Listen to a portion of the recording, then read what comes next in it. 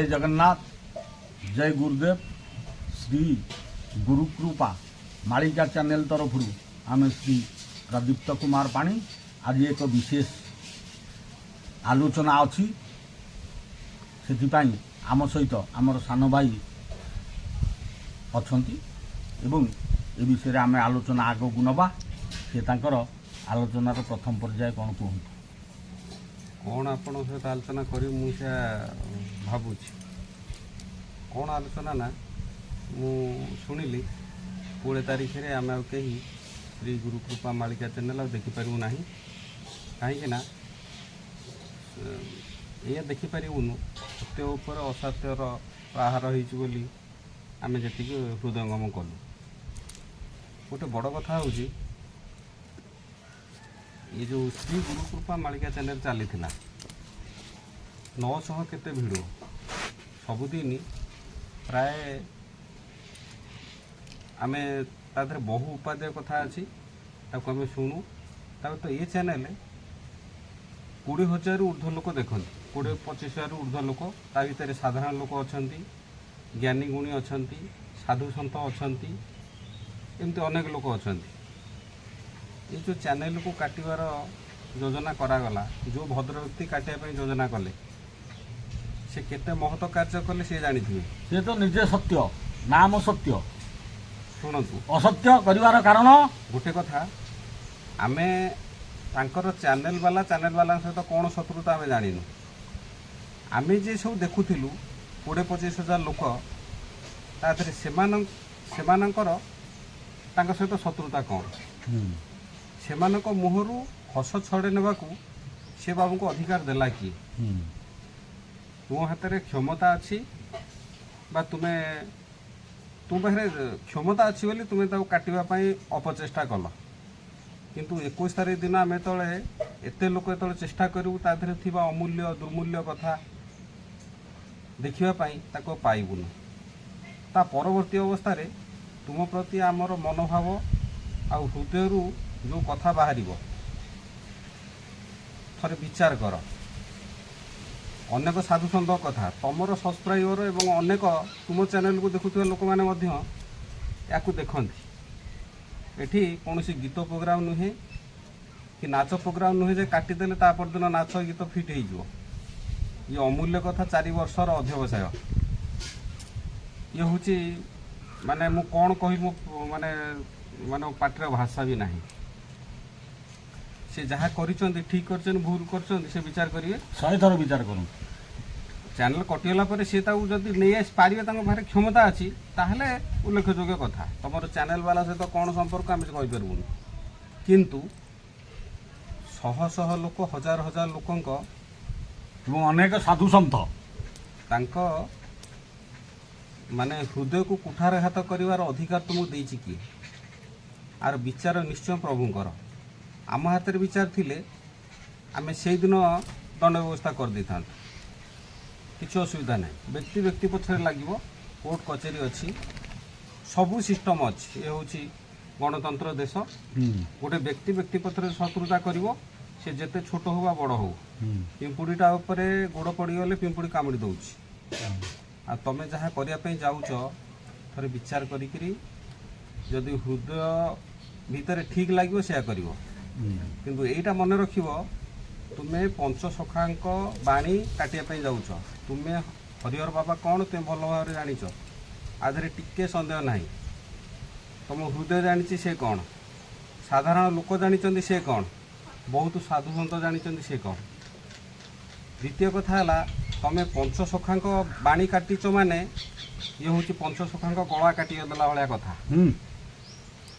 आउरी कथा हूँ तुम्हें जो हजार हजार लोक हजार हजार साधु सन्त माने हृदय आघात देच से हृदय जहाँ बाहर तुम्हें ताकू सामना करने को प्रस्तुत हो अलग कथा किसी नुहे कहीं आम से कथा मुझे मत जमी कष्ट लगुच हजार हजार लोक से कष्टा लगुव मुझे 22 तारीख दिन चैनलटा खोलि से चैनल न से कथा मु मनकर गोटे मुक्ति पथर अग्रसर होगा चाहूँ कि गोटे उपादेय कथा अच्छी मो परिवार परिवर्तन हम कि मु परिवर्तन हेबी तुम्हें तार पथ अवरोध कल ତାମାନେ କେତେ ବଡ଼ ମଣିଷ ମାରିଦେଲେ ବି ସେତିକି ମୋ ବିଚାରରେ ସେତେ ପାପ ବି ହେଇନପାରେ। ତାମାନେ ସେ କ'ଣ କଲେ ସେଇଟା ସେ ବିଚାର କରିବେ। ବିଚାରର କଥା ଏଠି ଅଲଗା କଥା ତ କିଛି ନୁହଁ। ସେ ତାଙ୍କ କ୍ଷମତାର ଅପବ୍ୟବହାର କରୁଛନ୍ତି ବା କରିବା ପାଇଁ ଯାଉଛନ୍ତି। କାରଣ ମୋତେ ଏଇଟା କଷ୍ଟ ଲାଗିଲା, ମୁଁ ଆସିଥିଲି ଆପଣଙ୍କ ପାଖକୁ, ଯେତେବେଳେ ଶୁଣିଲେ ଏ କଥା ମନଟା ଦୁଃଖ ହେଲା। କି କର୍ତ୍ତବ୍ୟ ବି ମୂଳ କ'ଣ କରିବା ଉଚିତ। ଆମେ କ'ଣ ଆମ ପାଖରେ ସେମିତି କ୍ଷମତା ଅଛି ଯେ ଆମେ ତାକୁ,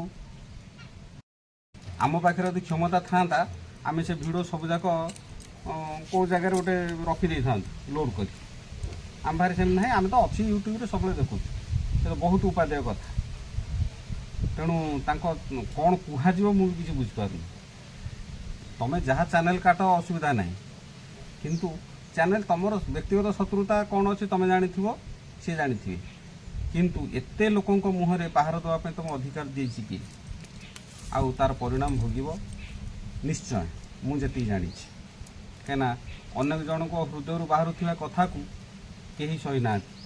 ଲକ୍ଷ୍ୟ କରନ୍ତୁ, ମହାଭାରତରେ ସେ ଉପାଖ୍ୟାନ, ମହାଭାରତ ଯୁଦ୍ଧ ସରିଛି, ଦ୍ରୋଣପୁତ୍ର ଅଶ୍ୱତ୍ଥାମା ଏମିତି କର୍ମ କରିଥିଲା ଏବଂ ଈଶ୍ୱର ତାକୁ ଏମିତି ଦଣ୍ଡ ଦେଇଥିଲେ ଯେଉଁକି ମୃତ୍ୟୁ ପାଇଁ ସେ ବ୍ୟାକୁଳ ହୋଇଥିଲା, ମୃତ୍ୟୁ ତାକୁ ମିଳିନଥିଲା। ବୋଧେ ଏମିଟା ଦଣ୍ଡ ସାଧାରଣ ଲୋକ କେହି ମୁଣ୍ଡରେ କଳ୍ପନା କରିନଥିଲେ, ପ୍ରଭୁ କରିଥିଲେ। ଆମେ ସାଧାରଣ ମୁଣ୍ଡ, ଆମ ଭିତରେ କେଉଁ କଳ୍ପନା ଆସିବ। କିନ୍ତୁ ଯଦି ଏକଥା ସତ୍ୟ ହୁଏ 20 ତାରିଖ ପରେ ଏ ଚ୍ୟାନେଲ୍ ନଥାଏ, ତାହେଲେ ଈଶ୍ୱର ବିଚାର ତ କରିବେ ନିଶ୍ଚୟ। ତେଣୁ କ'ଣ ତାଙ୍କୁ କହିବି, ମୁଁ ମୋ ପାଟିରେ କିଛି ଭାଷା ବି ନାହିଁ। ତେଣୁ ସେଇଥିପାଇଁ ଆମେ କହୁଛୁ, ଏ ଯେଉଁ ଶ୍ରୀ ଗୁରୁ କୃପା ମାଳିକା ଚ୍ୟାନେଲ୍, ଏ ଶ୍ରୀ ଗୁରୁ କୃପା ମାଳିକା ଚ୍ୟାନେଲ୍ 2022 ମସିହା ଅଗଷ୍ଟ 20ରୁ ଆରମ୍ଭ ହୋଇଛି। ପ୍ରଥମ ତାର ବିବରଣୀ। ଆଉ ଗୋଟେ କଥା ମୁଁ ଖାଲି କହିଦିଏ, ଗୋଟିଏ ଏପିସୋଡ଼ କରିବା ପାଇଁ କେତେ କଷ୍ଟ ହୁଏ ସେ ବାବୁ ଜଣକ ଜାଣିଥିବେ। ଯେତେବେଳେ 920 ଏପିସୋଡ଼ ହେଇସାରିବା ପରେ ସେ ଯିଏ କରିଛି କିମ୍ବା ତା ସହିତ ସହଯୋଗ କରୁଥିବା ଲୋକମାନଙ୍କୁ କେତେ କଷ୍ଟ ହେଇଥିବ, ସେମାନଙ୍କ କଷ୍ଟକୁ କ'ଣ ଆପଣ ମାନେ 5 ମିନିଟ୍ରେ ଛଡ଼େଇ ନେବା ଜାଣିଛନ୍ତି? ତାହେଲେ ଆପଣଙ୍କର ଯେଉଁ ହଜାର ହଜାର ଭିଡ଼ିଓ ହେଇଛି ତାକୁ ଯଦି ଅଲଗା କେହି ଛଡ଼େଇ ନିଏ, ତାହେଲେ ଆପଣଙ୍କୁ କେତେ କଷ୍ଟ ହେବ ସେଇଟା ଥରେ କଳ୍ପନା କରନ୍ତୁ। ମଣିଷ ଜନ୍ମ ଦେବାଟା ଭାରି କଷ୍ଟ, ମାରିବାଟା ଭାରି ସହଜ। ହଁ କୁହନ୍ତୁ। ଆମେ ତ ବିଶେଷ ଅନୁଭବୀ ଏ ସମ୍ବନ୍ଧରେ। ଏ ଯେଉଁ ସତ୍ୟବାବୁ, ଆମେ ନାଁ ଖୋଲି କହୁଛୁ, ଏ ସତ୍ୟବାବୁ ଆମ ପାଖକୁ 2022 ମସିହା ଫେବୃଆରୀରେ ପ୍ରାୟ ଆସିଥିଲେ, ଧାରଣା ପଡ଼ୁଛି। ପ୍ରାୟ ପ୍ରଥମ ଥର ଆସିଥିଲେ, ଆମ ଭେଟ ପାଇନଥିଲେ ଏବଂ ତାପରେ ମଧ୍ୟ ଫୋନ୍ ଥରେ ବୋଧେ କରିଥିଲେ। 3 ଥରରେ ଆମ ଭେଟ ପାଇଲେ ଏବଂ ଆମ ଗ୍ରାମ ହେଉଛି ଓସ୍ତର, ଆଉ ଇଏ ହେଉଛି ମାର୍ଶାଘାଇ, କେନ୍ଦ୍ରାପଡ଼ା ଜିଲ୍ଲା। ଏଠି ଆମର ଇଷ୍ଟଦେବ ହେଉଛନ୍ତି ଗଜେଶ୍ୱର ମହାଦେବ। ଗଜେଶ୍ୱର ମହାଦେବଙ୍କ ପାଖରେ ଆମେ 5 ଗୋଟି ଏପିସୋଡ଼ ତାଙ୍କୁ ଦେଇଥିଲୁ। ସେ ଏପିସୋଡ଼ ଅନେକ ଥର ବି ଚ୍ୟାନେଲରେ ଆସୁଛି। ପୂର୍ବଦିନ ବି ଆମେ ଦେଖିଛୁ, ଆସନ୍ତାକାଲି ପୂର୍ବଦିନ ଦେଖିଛୁ। ଗୋଟେ ଏପ୍ରିଲ 14 ଉପରେ ନଜର, ଗୋଟେ ହେଉଛି ଚୈତି 24। ବୋଧେ ସେ ଯେଉଁଦିନ କାଟିଲେ ସେଦିନ ଏପ୍ରିଲ 14, ଆଜି ହେଉଛି ଏପ୍ରିଲ 16 ତାରିଖ। ଏପ୍ରିଲ 14 ଉପରେ ନଜର, ତା ସତ୍ୟ ହୋଇଯାଇଛି। ସେ ସତ୍ୟବାବୁ ବିଚାରକୁ ନିଅନ୍ତୁ। ଏପ୍ରିଲ 14 ଉପରେ ନଜର ନିଜେ ନାଁ ଦେଇଥିଲେ, 9 ଲକ୍ଷ ଲୋକ ଦେଖିଛନ୍ତି। ସେ ଏପିସୋଡ଼ ସେ ନିଜେ ତାଙ୍କର ଚେକ୍ କରି ନିଅନ୍ତୁ। ସେ ଏପିସୋଡ଼ 9 ଲକ୍ଷ ଲୋକ ଦେଖିଛନ୍ତି। ଆମ ଏପିସୋଡ଼ କେତେ ଲକ୍ଷ ଲୋକ ଦେଖିଛନ୍ତି? ଆମକୁ ଟପିକରେ ତାଙ୍କର ଯେତେ ହଜାର ହଜାର ଏପିସୋଡ଼ କିଏ ଦେଖିଛନ୍ତି? ଟଙ୍କାଟା ଦେଇଛନ୍ତି, ମାଗିଛୁ ନା? ଏତେ ଲୋକ ଦେଖିବା ପରେ କେଉଁଦିନ ଫୋନ୍ କରି ଆମକୁ ଟିକେ ଖୁସିରେ ପଦେ କଥା କହିଛନ୍ତି? ଏପ୍ରିଲ 14 ଉପରେ ନଜର, ଏପ୍ରିଲ 14 ତାରିଖ ଦିନ ହିଁ ଶ୍ରୀ ଗୁରୁକୃପା ମାଳିକା କଟିଛି। ତା ପ୍ରତିବଦଳରେ ଆପଣଙ୍କୁ ପୁରସ୍କାର ଦେଇଛନ୍ତି? ପୁରସ୍କାର ଦିଆହେଇଛି। କାହିଁକିନା ଶ୍ରୀ ଗୁରୁକୃପା ମାଳିକା କହିଲେ, ଯେଉଁ ଶ୍ରୀ ଗୁରୁକୃପା ମାଳିକାର ମାଲିକ ହେଉଛନ୍ତି, ପୁରସ୍କାର କହିଲେ ଆପଣଙ୍କ ଅଲଗା ଏପିସୋଡ଼ କାଟିଦେବା ହେଉଛି ତାଙ୍କର ପୁରସ୍କାର। ହଁ, ମୁଁ କହୁଛି ଶ୍ରୀ ଗୁରୁକୃପା ମାଳିକାରେ ଆମର 500 ଅଛି, ହରିହର ଦାସଙ୍କର 500 ଅଛି।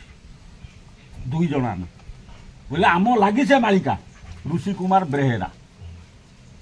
ବୁଝନ୍ତୁ କଥା, ଋଷି କୁମାର ବେହେରା। ଆଚ୍ଛା, ସେ ଆସିନାହାନ୍ତି ଆଉ କେବେ। କିନ୍ତୁ ଆମର ଅନେକ ଲୋକ ଆମେ ଏପିସୋଡ୍ ଦେଖୁଛୁ ତାଙ୍କର, ଆମର 9 ଲକ୍ଷ ଲୋକ ସେ ଦେଖିଛନ୍ତି, ଗୋଟେ 7 ଲକ୍ଷ ଦେଖିଛନ୍ତି। କେଉଁଦିନ ଟଙ୍କାଟା ଦେଇଛନ୍ତି ନା ଗୋଟେ ମୁହଁରେ ପ୍ରଶଂସା କରିଛନ୍ତି? ନାଇଁ ମୁଁ ଗୋଟେ କଥା ଯଦି ବୁଝିପାରୁନି। କରିନାହାନ୍ତି ଆମ ଏପିସୋଡଟା ତାଙ୍କ ଇଏରେ ରହିବାର କ'ଣ କାରଣ ଅଛି? ଆମେ ଯାହା ଯେଉଁ ଚ୍ୟାନେଲରେ କହୁଥିଲୁ, ଯେଉଁ ଚ୍ୟାନେଲକୁ ଆମେ ପ୍ରତିଷ୍ଠିତ କରେଇଥିଲୁ, ଆମର ଦାବି ଅଛି ଶ୍ରୀ ଗୁରୁ କୃପାରେ। କାହିଁକିନା ଆମେ ଅନ୍ୟ କେହି କହନ୍ତିନି, ଆମେ କହୁ ଆମର ଗୁରୁ ଶ୍ରୀ ଶ୍ରୀ ଶ୍ରୀ ହରିହର ଦାସ ଯେ। ତେଣୁ ଆମେ ଯେଉଁ ସବୁ ଏପିସୋଡ୍ ଦେଇଥିଲୁ ଆମକୁ ଟିକେ ପ୍ରଶଂସା ବି ନାହିଁ, ବୁଝୁଛ କି? ପ୍ରଶଂସା ଦେଲେ ବା ଏଇ ପ୍ରକାର ପ୍ରଶଂସା ହେଉଛି ଏଇ ଯେଉଁ ଏପ୍ରିଲ 14 ଉପରେ ନଜର, ଏପ୍ରିଲ 14 ଉପରେ ଠିକ୍ ନଜର ପ୍ରଶଂସା ପତ୍ର ଆମକୁ ଦେଲେ। ହଁ ପ୍ରଥମ ପର୍ଯ୍ୟାୟ ସେଇଦିନ ସେ ପ୍ରଶଂସାଟା ସ୍ଥିର କରିଦେଇଥିଲେ ମୁଁ ଏପ୍ରିଲ 14ରେ ଏପ୍ରିଲ 14ରେ ଦେବି, ହଁ ବୈଶାଖ ମାସ। ଏହା ମଧ୍ୟ ମାଳିକାର ପ୍ରମାଣ ଅଛି ଏ ପ୍ରଶଂସା ସିଏ ଦେବେ ବୋଲି, ଏହା ମଧ୍ୟ ମାଳିକାରେ ପ୍ରମାଣ ଅଛି। ମାଳିକାରେ ସେ ବିଷୟରେ କିଛି ପ୍ରମାଣ ଅଛି? ହଁ, ମାଳିକାରେ ପ୍ରମାଣ ଅଛି। ଦିନେ ସେ ତାଙ୍କୁ କହିଥିଲୁ ତୁମେ ସତ୍ୟ, ତୁମେ ଏମିତିଆ କର୍ମ କରିବ, ତମେ ପ୍ରକୃତରେ ସତ୍ୟବକ୍ତା ହେଇଯିବ, ମାଳିକାରେ ଅଛି। କିନ୍ତୁ କର୍ମ କଲେ ନାହିଁ, କର୍ମ ନ କଲେ ସିଂହାସନ ତଳେ ରୁହେ। କିନ୍ତୁ ବର୍ତ୍ତମାନ ଯେଉଁ ଏପ୍ରିଲ 14 ଠାରୁ ଏ କାର୍ଯ୍ୟ ଆରମ୍ଭ ହେଲା, 7 ଦିନ ବୈଶାଖ ମାସ, ଇଏ କିଏ ସିଏ କିଏ ସବୁ ଚିହ୍ନିତ ହେଇଗଲା। ଆପଣ ସେ ଏଇ କ'ଣ ଦିନ ଭୁଲ କରିଛନ୍ତି 100 ଥର ବିଚାରକୁ ନିଅନ୍ତୁ। ଆମେ ପ୍ରଦୀପ୍ତ କୁମାର ପାଣି କହୁଛୁ, ଆମକୁ ସେ ଜାଣିଛନ୍ତି। ପ୍ରଥମ ଦେଖାରେ ଆମେ ତାଙ୍କୁ କେମିତି କଥାବାର୍ତ୍ତା କରୁଛୁ ସେ ଜାଣିଥିବେ ଆମକୁ। ଆମେ ଧନହୀନ ହେଇପାରୁ କିନ୍ତୁ ମାନେରେ ହୀନ ନୁହଁ। ଆମେ ଯାହା କହୁ ସତ୍ୟ କହୁ। ମାଳିକା ଉପରେ ଯଥେଷ୍ଟ ଗବେଷଣା କରିଛୁ, ସେଟା ଈଶ୍ୱରଙ୍କ କୃପା, ସେଟା ଆମର କାର୍ଯ୍ୟ। ଆମେ ଦୃଢ଼ତାର ସହିତ କହୁଛୁ। ଯେଉଁ ଶ୍ରୀ ଗୁରୁ କୃପା ଚ୍ୟାନେଲରେ ଆମେ ଯାହା ଯାହା ସବୁ ପ୍ରତିପାଦିତ କରିଛୁ, ଶ୍ରୀ ଶ୍ରୀ ଶ୍ରୀ ହରିହର ଦାସ ସ୍ୱୟଂ ଅନନ୍ତ ପୁରୁଷ ଶହ ଶହ ମାଳିକାରେ ଆମେ କହିଛୁ, ତାଙ୍କ ଚ୍ୟାନେଲରେ ମଧ୍ୟ କହିଛୁ, ଅନ୍ୟାନ୍ୟ ଚ୍ୟାନେଲରେ ମଧ୍ୟ କହିଛୁ। କିନ୍ତୁ ଶ୍ରୀ ଗୁରୁ କୃପା ଆମେ ପରମିଶନ ଦେବାରୁ ଶ୍ରୀ ଗୁରୁ କୃପା ଆଜି ଏ ଚ୍ୟାନେଲ ଆରମ୍ଭ କରିଥିଲା। ତା ପୂର୍ବରୁ ଆମେ ସତ୍ୟଭଞ୍ଜ ଚ୍ୟାନେଲରେ କହିଥିଲୁ। ଘୋର ଅନ୍ୟାୟ କରିଛନ୍ତି, 100 ବାର ଚିନ୍ତା କରନ୍ତୁ ତାଙ୍କ ସମ୍ବନ୍ଧରେ କ'ଣ ଅଛି। ଆଉ ଯେଉଁ ଋଷି କୁମାର ବେହେରା ଶ୍ରୀ ଗୁରୁ କୃପାର ପରିଚାଳକ, ତା ସମ୍ବନ୍ଧରେ କ'ଣ ଅଛି? 2 ଜଣଙ୍କ ଯୁଦ୍ଧ ସମ୍ବନ୍ଧରେ ମଧ୍ୟ ଅଛି। ସ୍ୱୟଂ ଅନନ୍ତଙ୍କ ସହିତ ସେ ଯୁଦ୍ଧ କରିବେ ବୋଲି ପ୍ରମାଣିତ ଅଛି। ତାଙ୍କର ଯାହା ପଦବୀ ଥିଲା ନେଇପାରିଲେ ନାହିଁ, ସେ ସମ୍ବନ୍ଧରେ ଟିକେ କହିବା।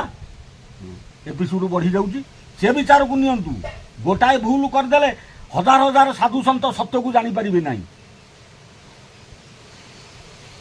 ଏବଂ ଆମେ ଯେଉଁ ପ୍ରମାଣ ଗୁଡ଼ିକ ଦେଇଥିଲୁ ଆମେ ସବୁବେଳେ ଚ୍ୟାଲେଞ୍ଜ କରୁ। ଆମର ଯଦି ଦ୍ୱାଦଶ ଅଚ୍ୟୁତ ହୋଇବେ ରାମ ଭ୍ରମିବି ନାହିଁ। ଆମର ଯଦି କୌଣସି ଭୁଲ ଥାଏ ଆମ ପ୍ରମାଣ ଗୁଡ଼ିକୁ କାଟିକିରି ଦେଖାନ୍ତୁ। ପ୍ରମାଣ ଯଦି କେହି ଗୁଣିକ ଜନ କେହି ମାଳିକାବିତ୍ ଆମ ପ୍ରମାଣକୁ ତମ ଚ୍ୟାନେଲ ମାଧ୍ୟମରେ କାଟିଥାନ୍ତା, ଆମେ ଖୁସି ହେଇଥାନ୍ତୁ। ପଢ଼ିକିରି ନା ଏ ସ୍ଥାନ ନୁହଁ ଏ ସ୍ଥାନ, ଏ ଲୋକ ନୁହଁ ଏ ସ୍ଥାନ, କିମ୍ବା ତମେ ଯେଉଁ ବହିରୁ ପଢ଼ୁଛ ଭୁଲ ପଢ଼ୁଛ, ତମେ ଭୁଲ ଭାଲ ବହି ଛାପିଛ, କିଛି ଦେଖେଇଛ କି? ଚ୍ୟାନେଲ ଉପରେ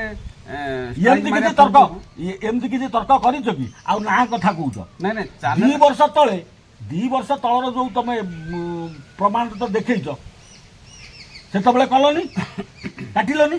ପ୍ରଥମ ପର୍ଯ୍ୟାୟ ବଳିଷ୍ଠ ଯୁକ୍ତି ନେଇ କାଟିଲେ, ବଳିଷ୍ଠ ଯୁକ୍ତି ନେଇ କାଟିଲନି। ଦ୍ୱିତୀୟ ପର୍ଯ୍ୟାୟ ହେଉଛି କ'ଣଟା ଭୁଲ ତୁମ ସହିତ, କ'ଣଟା ତୁମ ଠାରୁ ସଂଗ୍ରହ କରାଗଲା, ତାକୁ ସ୍ୱତନ୍ତ୍ର ଭାବେ ଦେଖେଇ ଦେଲନି। ତମେ ଏହା ଭୁଲ କରୁଛ, ଭୁଲ କରିବନି। ହଁ, ଯେତେବେଳେ ମହାଭାରତ ଯୁଦ୍ଧ ହେଲା, ମହାଭାରତ ଯୁଦ୍ଧ କାହିଁକି ହେଲା? ପାଣ୍ଡବମାନେ କୃଷ୍ଣଙ୍କୁ ପଠେଇ ନଥିଲେ? 5 ଖଣ୍ଡ ଗାଁ ଦେଲେନି। ଦୁର୍ଯ୍ୟୋଧନ କ'ଣ କହିଲେ? ଛୁଞ୍ଚି ମୁନରେ ଦେବି। ତାପରେ ମହାଭାରତ ଯୁଦ୍ଧ ହେଲା। ଯଦି କିଛି ତ୍ରୁଟି ଥାଏ ତୁମେ ଯୋଗାଯୋଗ କରି ପଚାରିଲନି, ଆଗ ପଚାରିଥାନ୍ତ, ତାପରେ ଯୁଦ୍ଧ କରିଥାନ୍ତ। ତମେ କ'ଣ କଲ? କ'ଣ କରିଛ? ବିଚାରକୁ ନିଅ, 100 ଥର ବିଚାରକୁ ନିଅ। କେମିତି ତୁମେ ଦଣ୍ଡିତ ହେବ? ସତ୍ୟ ଉପରେ ଅଛି, ଧର୍ମ ଲାଗି ଆମେ ଲଢ଼ୁଛୁ। ଯାହା ଆମେ କହୁଛୁ ସତ୍ୟ କହୁଛୁ। ଆମ କଥାକୁ ଆମେ ଏବେ ବି କହୁଛୁ, କିଏ କାଟିକିରି ଦେଖାଉ, ଆମେ ତା ଶରଣ ଯିବୁ। କିନ୍ତୁ हजार हजार लोकों पाखरे उचित तथ्य सत्य तथ्य अनंतर तथ्य संबलनगर क्षेत्र उपरे थिबा तथ्य हाँ अनंतर कर्म उपरे थिबा तथ्य प्रामाणिक तथ्य बही देखई जहाँ जहाँ दीर्घ 4 वर्ष धरी आमे चेष्टा करी अनेक कष्ट स्वीकार करी श्री गुरु कृपा मालिका देइथिलु मालिका चैनल कटिଯିବ मन दुख नहीं ये तथ्य गुड़िक बुड़ीज हुशियार से विषय में मालिकार किसी प्रमाण अच्छी भयंकर भूल करच ये जो भूल शिशु हत्या नारी हत्या गर्भिणी हत्या याठू भयंकर भूल सत्य अच्छी धर्मदंड पड़ब सत्यर दंड पड़ब नाम हूँ सत्य विचार को निय आ कौन अच्छे आम मालिकार संपूर्ण बुझेबा संपूर्ण आमर समय नहीं मो कलिकल्प ये कल्प टीका आपणकर अच्युतंकर बा मोहकल्प पुरुणा बही चतुर्थ अध्याय आम खाली ठाके ठाके पढ़ुचु विचार को नब समय कम से आलोचना उपरकू टिके आम जाऊँ जितेबाला तृतीय दिव्य सिंहदेव जन्मग्रहण करते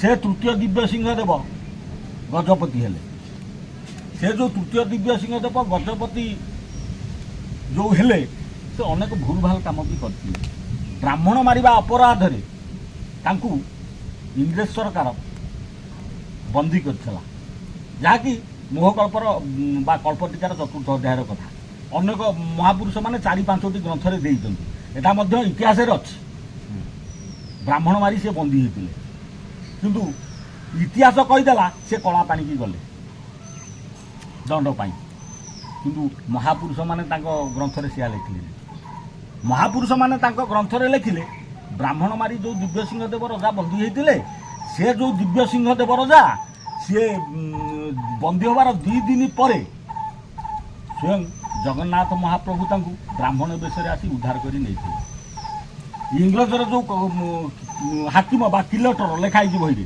किलेटर जिते खबर पाइले अपमान इंग्रेज सरकार को हम बोली से जड़े कैदी ब्राह्मण को लुहार पंजार पूरेकी ढाकुणी देकर चारिपटे लुगा आवरण करके कला पानी की नहीं गले एवं दिव्य सिंहदेव को कला पानी नहीं दंड दिखाई बोली गोटा होहाला करदे एवं संकेत किसी आनी देखले जे दिव्य सिंहदेव दंड पाई जाइए बुझीपार संकेत किसी देखले दिव्य सिंहदेव दंड पाई जाइए एवं राज्यर प्रजा जो साधु सन्थ थिले आमर जो पुरी गजपति राजा को एत बड़ दंड समस्ते हा हुल्लोड़ी पड़ जाइए एवं से संकेत किसी पाई राणी हाथरू शिकुड़ी काढ़ी देते बुझीपार से संबंध में से ऋषिया से दिव्य सिंहदेव होउचंदी ऋषिया रामचंद्र पचारुचंदी ऋषिया नृपति बड़ प्रतापी राजन केमते भेटिब से प्रभुଙ୍କ सन्निधान आउ दिव्य सिंह से जे क्षेत्रीय राजन ताहांको फिरिंगी करी थिबो जे बंधन केमिति ए कार्यक्रम हैला फिरिंगी केमिति बंधन कला फिरिंगी केमिति बंधन कला एवं सी केमिति ऋषिया नृपति हैला बुझीपार तेणु अच्युत पचार जहाँ पचारे शुण रामदास संशय फेड़ीन से कहवा अवश्य क्षेत्रर नृपति दिव्य सिंह जे राजन ताकू जे रखिथे श्रीहरि गोपन किसी छाड़देलु पुणी कहूँ बंधन 2 दिन पर प्रभु जे श्रीहरि रात्र काले राजा पासे विजय जे श्रीहरि राजार बंधन फेई प्रभु वासुदेव खंडगिरी तलपुरे गोपन रखिबे उत्तर पारुष जे आम्रकोट स्थान तई मध्य राजा को से करिवे गोपान खंडगिरी उत्तर पार्श्व में आम्रकोट नाम राजा को लुचेक रखिए बुझीपार किंतु ब्राह्मण को तापर पर्याय है आलोचना पर्याय ब्राह्मण को लेकर इंग्रेज सरकार कला पानी रखी ये सब होहाला मिछरे कर सम्मान दृष्टि किलटर जो इंग्रेज किलटर हाँ तेणु ये सब संबंध में शुणिकी तेणु महादेई सांकुली के जे काढ़े संकेत प्रमाण पाइबे देवे महादेई सांकुली की काढ़े ये कथा जाई राजा जिते गुप्तर रोचे एक कथा राजा कान में पहुँचो क्या पाखे दिव्य सिंहदेव पाखे जे मो स्त्री सांकुली काढ़ा तेणु दिव्य सिंहदेव वैष्णव बेश आसवे श्रीक्षेत्र को लुचिकी अजणात जमी कहीं जानी न पारे जाने पुणी बंदी कर नहीं जाए बुझीपार एवं कौन उपाय कौन साधु सन्यासी खबर पाई राणी की खबर देवे राणी दिव्य सिंहदेव को जो वैष्णव बेश आसवे डकेबे तेणु सी सिया लेखा রাজা যে শবদ ভেদি জানি সত্য কথা মନରେ সন্তাপি থিবে করি বড় ব্যথা বৈষ্ণব বেশ ধরিন ক্ষেত্রে মিলিবে অতি গুপ্ত থিবে কেহি জানি ন পারিবে বুঝিলে কি রাজাঙ্কর মৃত্যু দেখি যোগী যে জন সংকেত কহিবে যাই রানীଙ୍କ ଆଗରେ ରାଣୀଙ୍କ ଆଗରେ ସଂକେତ କହିବେ ଯେ ରାଜା ବୈଷ୍ଣବ ବେଶରେ ଆସିଛନ୍ତି ପୁରୀ ଶ୍ରୀକ୍ଷେତ୍ରରେ ଅଛନ୍ତି ବୁଝିପାରୁଛୁ ପଢ଼ିଦେଲେ ବୁଝିବେ ହଁ ତେଣୁ ରାଣୀ ରାଜାଙ୍କୁ କୌଣସି ପ୍ରକାର ଉପାୟ କରି ଡକେଇବେ ଏଗୁଡ଼ା ସବୁ ଲେଖା ହେଲା ଆମେ ସର୍ଟରେ କହୁଛୁ ପଢ଼ିପାରୁନୁ ତେଣୁ ରାଜା ରାଣୀକି ଦେଖା କରିବେ ରାଣୀ କ'ଣ କହିବେ ମୋତେ ସଂକେତ ଦେଖାଅ ତମେ ଯଦି ପ୍ରକୃତରେ ରାଜା କାହିଁକିନା ବୈଷ୍ଣବ ବେଶରେ ଆସିଥିବେ ପୁରା ସମ୍ପୂର୍ଣ୍ଣ ଦାଢ଼ି ଫାଡ଼ି ରଖି ଆସିଥିବେ ରାଣୀ ସନ୍ଦେହ କରିବେ ଆମକୁ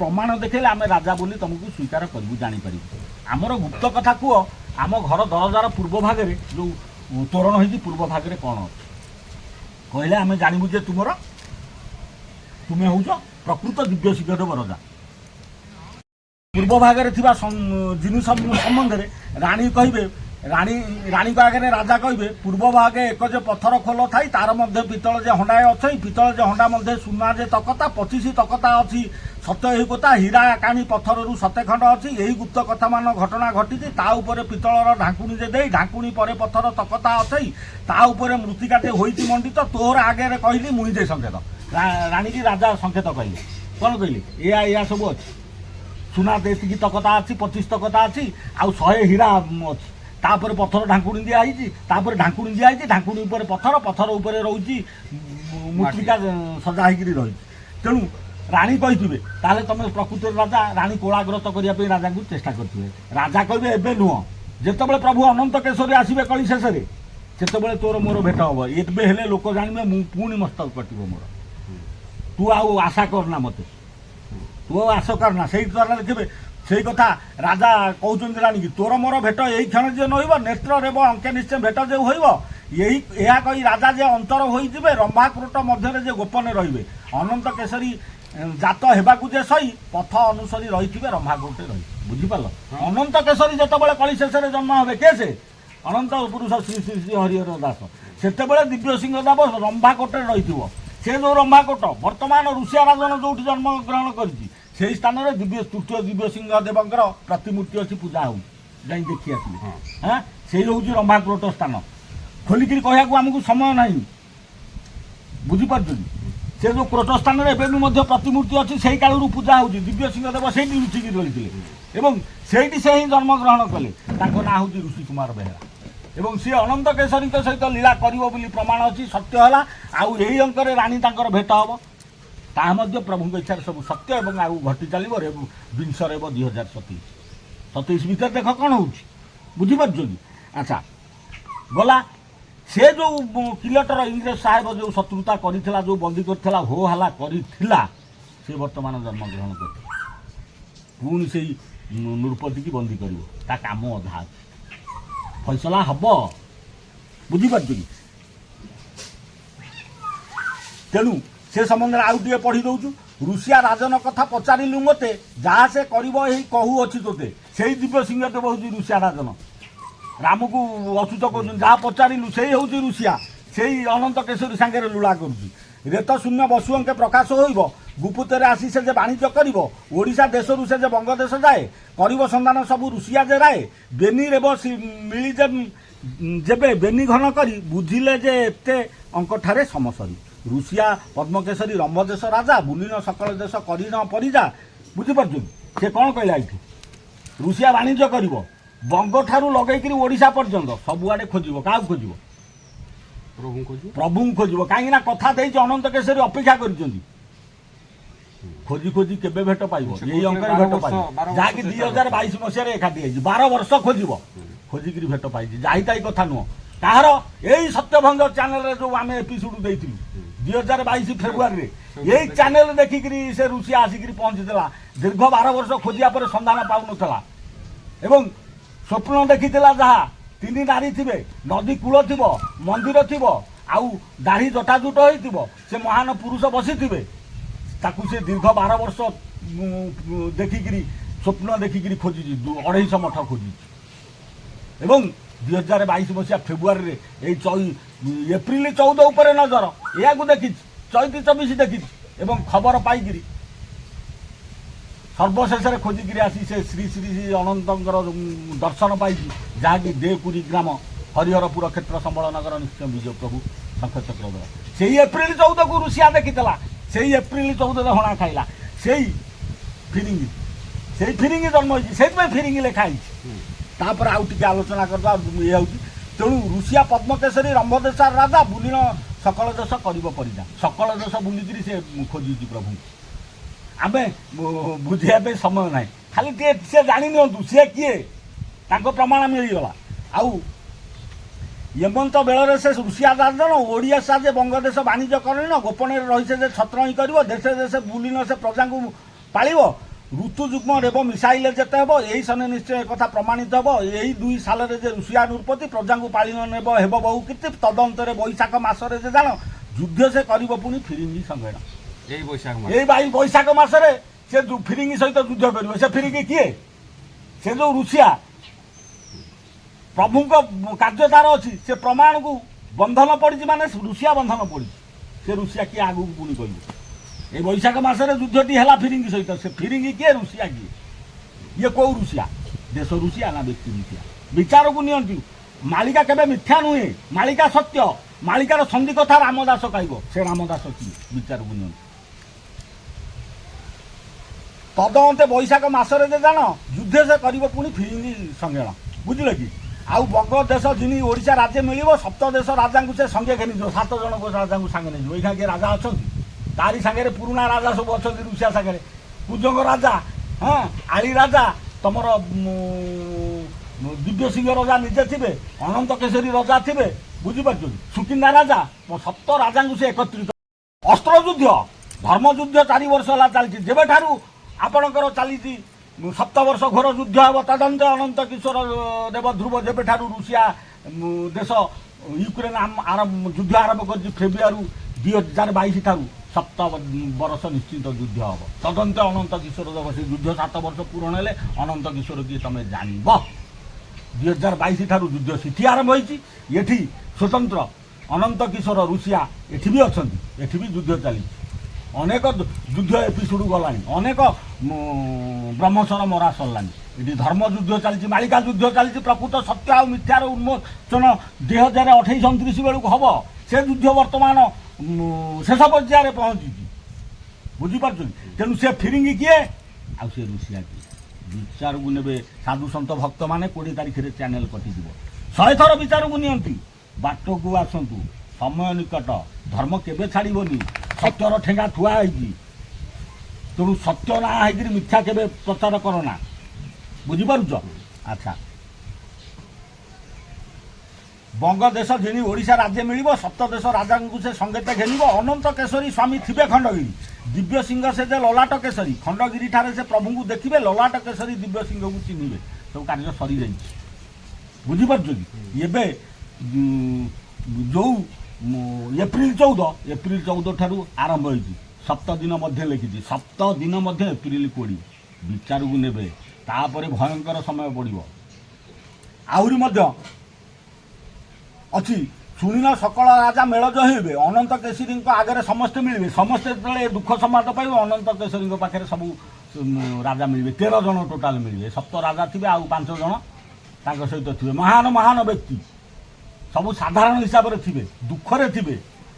ପ୍ରଭୁଙ୍କ ଭକ୍ତ, ବିଷ୍ଣୁ ଭକ୍ତ କେବେଳେ ଧନୀ ନୁହଁ। ଯେଉଁମାନଙ୍କ ପାଖରେ ଧନ ଗର୍ବ ଅଛି, ସେମାନେ ବିଷ୍ଣୁ ଭକ୍ତ ହେଇପାରନ୍ତିନି। ଆଉ ରୁଷିଆ ରାଜା ବୋଲିବ ଶୁଣ ବାସୁଦେବ, ଅନେକ ମାୟା ଫିରିଙ୍ଗି ଜାଣଇ ଜାନବ, ମାୟା ଯୁଦ୍ଧେ ତାର ସଙ୍ଗେ କଲେ ଯେ ଜିଣିବ, ହେଳା ଯୁଦ୍ଧ କଲେ ତାକୁ ଜିଣି ନ ପାରିବ। ଅନନ୍ତ କେଶରୀ ତହିଁ ବୋଲିବେ ଯେ ଶୁଣ, ଯେମନ୍ତେ ପାର ତାହାକୁ ବଳେ କ'ଣ କରି ଜିଣ। ରୁଷିଆ ରାଜା ତହିଁ ବୋଲିବ ବଚନ, ମୋର ସଙ୍ଗେ ଦେବା ପ୍ରଭୁ ଭୀମ ଯେ ଅର୍ଜୁନ। ତେବେ ସିନା ଜିଣୁ ହେ ଫିରିଙ୍ଗି ରାଜସ, ବୁଦ୍ଧି ବଳ କଲେ ସେଉ ହୋଇବ ବିନାଶ। ଆଜ୍ଞା ଦେବେ ଅନନ୍ତ କେଶରୀ ବେଗେ ଯାଅ, ବୁଦ୍ଧି ବଳେ ଫିରିଙ୍ଗିକୁ ବିନାଶ କରାଅ। ସେ କାର୍ଯ୍ୟକ୍ରମ ଚାଲିଛି। ସେ ଫିରିଙ୍ଗି କିଏ, ରୁଷିଆ କିଏ ବୁଝ ନେଇକି, ବୁଝିପାରୁଛ ତ ନା ଆଉ କିଏ? ସମ୍ପୂର୍ଣ୍ଣ। ପୁଣି ପରବର୍ତ୍ତୀ ସମୟରେ ଭବିଷ୍ୟତକୁ ଆମେ ଏ ସମ୍ବନ୍ଧରେ ବରିଷ୍ଠ ଯୁକ୍ତି, ବରିଷ୍ଠ ପ୍ରମାଣ ସହିତ ଏପିସୋଡ଼ ମଧ୍ୟ କରିବୁ। ତେଣୁ ଏ କାର୍ଯ୍ୟକ୍ରମ ଚାଲିବ। ଆଉ କିଛି ପ୍ରମାଣ ପଡ଼ୁଛି ସେଇ ବହିର, କିଛି ଛାଡ଼ିଦେଲୁ, ଡେରି ହେଉଛି। ଦ୍ୱାପର ଯୁଗରେ ନନ୍ଦକାର ତାର ନାମ, ସେଇ ପୁଣ ଜାତ ହୋଇଥିବ ମର୍ତ୍ତ୍ୟପୁର। ମଣିପୁର ପଶ୍ଚିମ କୋଶଳରେ ତାର ଘର, ଜାତ ହୋଇଥିବ ସେ ଯେ ଯବନ କୂଳର। ଅବଦୁଲା ବଣିଜ ଯେ ତାହା ହୋଇଥିବ ନାମ, ପିତାର ନାମ ତାହାର ଯେ ରହିମ ପଠାଣ। ମଣିପୁର ଗ୍ରାମ ଏକ ନିମ ବୃକ୍ଷ ଥିବ, ସେ ବୃକ୍ଷ ଉତ୍ତରେ ତାର ଗୃହ ଯେ ହୋଇବ। ଋଷିଆ ରାଜା ତାର ଯେ ସଂକେତ କହିବ, ଅବଦୁଲା ଅଇଲେ ଯେ ଯୁଦ୍ଧ ଯେ ହୋଇବ। ଅର୍ଜୁନ ବୋଲିବ ସେ ଯେ ହେବ କେତେ ଦୂର, ଋଷିଆ ବୋଲିବ ପଥ ଦ୍ୱିତୀୟ ମାସର। ବୁଝିପାରିଲ, ଏଗୁଡ଼ା ଗୁପ୍ତ ତତ୍ତ୍ୱ ରହିଲା। ଆଉ ଦ୍ୱାପର ଯୁଗରେ ଯେ ବିଦୁର ଯାର ନାମ, ସେ ଥିବ ବିବରେ ଶଲ୍ୟକାର ସଂଗୀତଣ। ସେ ଯେ ଅବଦୁଲା ଯେ ଶଲ୍ୟକାର, ସେଇ ଶଲ୍ୟ ସେଇ, ବୁଝିପାରୁଛ କି? ହଁ, ଗଡ଼ମାଣ୍ଟୁ କିଲୋ ଯାଏ ବିବାର ଫିଟିବ। ପଦ୍ମବଳ ନୃପତି ଯେ ପଦ୍ମ ଯେ କେଶରୀ, ତାହାର ନାମ ଯେ ନବୀନ କେଶରୀ। ଅତି ବଳବାନ ସେ ଯେ ଅଟଇଟି ଜାଣ, ତାହାଙ୍କୁ ଫିରିକି କରି ଅଛିଟି ବନ୍ଧନ। ଏ ଯେଉଁ ପଦ୍ମବଳ ନୃପତି ପଦ୍ମ କେଶରୀ ନବୀନ କେଶରୀ, ସେଇ ପଦ୍ମ କେଶରୀଙ୍କ ଭାଇ ନବନୀୟ କେଶରୀ ସ୍ୱୟଂ ଋଷିଆ। ବୁଝିପାରୁଛ? ଅନନ୍ତ କେଶରୀ, ପଦ୍ମ କେଶରୀ, ଲଲାଟ କେଶରୀ, ଚନ୍ଦ୍ର କେଶରୀ, ସେଇଠୁ କିଏ ତମର ନବୀନ କେଶରୀ। ପଞ୍ଚତତ୍ତ୍ୱ 5 ଜଣ। ବୁଝିପାରୁଛ କି? 3 5ରେ ଖେଳ। ନବୀନ କେଶରୀ ବନ୍ଧା ପଡ଼ୁଛନ୍ତି। ତାର ଯେଉଁ ତତ୍ତ୍ୱ ବନ୍ଧା ପଡ଼ିଛି, ବର୍ତ୍ତମାନ ନିଜେ ସେ ବନ୍ଧା ପଡ଼ିଯାଇଛି। ଅନେକ ଦିନର ତାର ଯେଉଁ ସାମର୍ଥ୍ୟ ସେ ଦେଖେଇଥିଲା, ପରିଶ୍ରମ ଦେଖେଇଥିଲା, ସତ୍ୟକୁ ଉନ୍ମୋଚନ କରିଥିଲା, ଆଜି ସତ୍ୟ ବନ୍ଧାରେ ପଡ଼ିଛି। ତେଣୁ ସତ୍ୟ ଲାଗି ଆହୁରି ପରବର୍ତ୍ତୀ ପର୍ଯ୍ୟାୟରେ ଶହ ଶହ ସତ୍ୟ ବାହାରିବେ, ଶହ ଶହ ଚ୍ୟାନେଲ ସୃଷ୍ଟି ହେବ। ସେ ନବୀନ କେଶରୀ କିଏ ବାନ୍ଧିକିରି ରଖିଛି। ସେତେବେଳେ ବାନ୍ଧି ରଖିଥିଲା, ପ୍ରଭୁ ଉଦ୍ଧାର କରିଥିଲେ। ପ୍ରଭୁ ଉଦ୍ଧାର କରିବେ, ତା ପୂର୍ବରୁ ନିଜେ ବାଟ ଖୋଲ, ଆମେ ସୂଚେଇ ଦେଉଛୁ। ସେ ବନ୍ଧା ପଡ଼ିଥିଲା ବୋଲି ଏ ଜନ୍ମରେ ଆସି ଆଉ ତୁମରି ଚ୍ୟାନେଲକୁ ଦେଖିକିରି ଆସିଥିଲେ। ତୁମେ ଆମର ଯେଉଁ 5ଟି ଏପିସୋଡ ନେଇଛ, 9 ଲକ୍ଷ 10 ଲକ୍ଷ 7 ଲକ୍ଷ ଦେଖିଛନ୍ତି। ଶୀଘ୍ର କାଟ, ଆମେ କହୁଛୁ। ଆମକୁ ତମେ ଟଙ୍କାଟା ଦେଇନ। ଆମେ ଯେଉଁ ଦୁଃଖରେ ସେଇ ଦୁଃଖରେ ଅଛୁ, ତମେ ବେପାର କରୁଛ। ଆମ ଏପିସୋଡ ଗୁଡ଼ିକ କାଟ ତମ ଚ୍ୟାନେଲରୁ ପ୍ରଥମେ, ଆମେ ତମକୁ ଜଣାଉଛୁ। ଆମ ଚ୍ୟାନେଲରେ ତମେ ଅପବ୍ୟବହାର କରିଛ। ଆମେ ଯଦି ଭୁଲ, ଆମେ ଆଧରେ କହିଛୁ, ଆମେ ଯଦି ଭୁଲ, ତାହେଲେ ଆମ ଚ୍ୟାନେଲରେ, ତମ ଚ୍ୟାନେଲରେ କାହିଁ ଆମ କଥା ରହିବ? କାଟିଦିଅ। ପିଲା ଲୋକ ତମେ, ଧନ ଗର୍ବ ଅହଙ୍କାର ରହିବନି, ତୁଟିଯିବ। ତୁମେ ସତ୍ୟ ଭାବୁଛ, କହୁଛ ସତ୍ୟ କହୁଛ, ସତ୍ୟ ବାବୁ। ଆଧ୍ୟାତ୍ମିକତାକୁ ନେଇ ବେପାର କରାଯାଏ କି? ଆଧ୍ୟାତ୍ମିକ ନେଇ ବେପାର କରାଯାଏ ନାହିଁ। ଆମେ କହିକିରି ଟଙ୍କାଟା ଅର୍ଜନ କରିନୁ, ସତ୍ୟ କହୁଛୁ। ଉପରେ ବର୍ତ୍ତମାନ ମଧ୍ୟାହ୍ନ ସମୟ ସୂର୍ଯ୍ୟର ଅଛନ୍ତି, ସୂର୍ଯ୍ୟଙ୍କୁ ହାତ ବଢ଼େଇ କହୁଛୁ ଏ ସମ୍ବନ୍ଧରେ ଆମେ ଟଙ୍କାଟା ପାଇନୁ। ତୁମେ ଦେଇଛ, ଋଷିଆ ଦେଇଛି। ପୂର୍ବରୁ ଗୋଟେ ଚ୍ୟାନେଲ କାଟିଥିଲା, 30 ଏପିସୋଡ ଥିଲା, ସେ ହଜିଗଲା। ସେ ଦେଇଛି। କେଉଁଠି ଆମେ ଏପର୍ଯ୍ୟନ୍ତ ଟଙ୍କାଟା ପାଇନୁ। ଆଗକୁ କ'ଣ ହେବ ସମୟ କହିବ। ଆମ ଏପିସୋଡ କାଟିଦିଅ, ଟଙ୍କାଟା ଦେଇନା ଆମକୁ। ଲକ୍ଷାଧିକ ଲୋକ ଦେଖିଛନ୍ତି। ଏବେ ତ 20-25 ହଜାର ତୁମର ଦେଖୁଛନ୍ତି। କାହିଁ ଭିଉ? ଆମେ କ'ଣ ଦେଖୁନୁ? ଗଲେ କୁଆଡ଼େ? ଯଦି ସତ୍ୟର ଉନ୍ମୋଚନ କରୁଥିଲ, ଗଲେ କୁଆଡ଼େ? 9 ଲକ୍ଷ ଲୋକ ସେଇ ଏପ୍ରିଲ 14ରେ ଆରମ୍ଭ ହେଇଛି। 5 ଥରକିରି ସୂଚଉଛୁ। ତାପରେ ସେ ସମ୍ବନ୍ଧରେ ଆଉ କ'ଣ ପ୍ରମାଣ ଅଛି? ତେଣୁ ସେଇ ଅଧ୍ୟାୟ କିଛି ଛାଡ଼ିନୁ। ପୁଣି କହୁଛୁ, ଦ୍ୱାପର ଯୁଗରେ ଯେ ବିଦୁରଜାର ନାମ, ସେ ଥିବ ବିବରେ ଶଲ୍ୟକାର ସଂଗୀତନ। ସେ ଯେଉଁ ଶଲ୍ୟ କିଏ ହେଲେ? ଯେ ସାହାଯ୍ୟ କରିବେ ଋଷିଆକୁ। ସେ ଯେଉଁ ବିଦୁର ଦ୍ୱାପର ଯୁଗରେ, ସେ ଶଲ୍ୟକାରକୁ ସାହାଯ୍ୟ କରିବେ। ଇଏ ବନ୍ଧନ ଖୋଲିବ।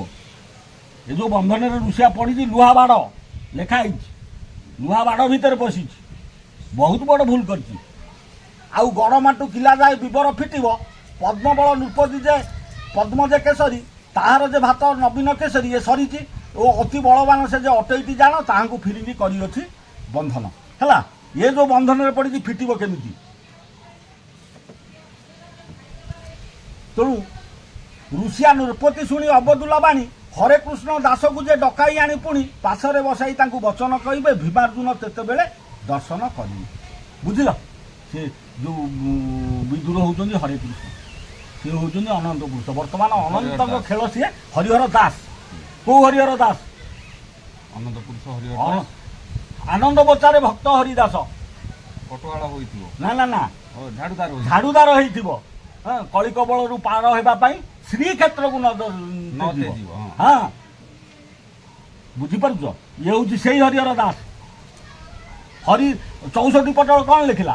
ହରିଦାସ ହାଟରେ କଟୁଆଳ ହୋଇ ହାଟର ଭଲ ମନ୍ଦ ସେଇ ବୁଝୁଛି। ସେଇ ହରିଦାସ ହାଟର ଭଲ ମନ୍ଦ ବୁଝୁଛି। ଇଏ ସେଇ ହରେ କୃଷ୍ଣ। ସେ ବୁଝୁଛି, ବୁଝିବ।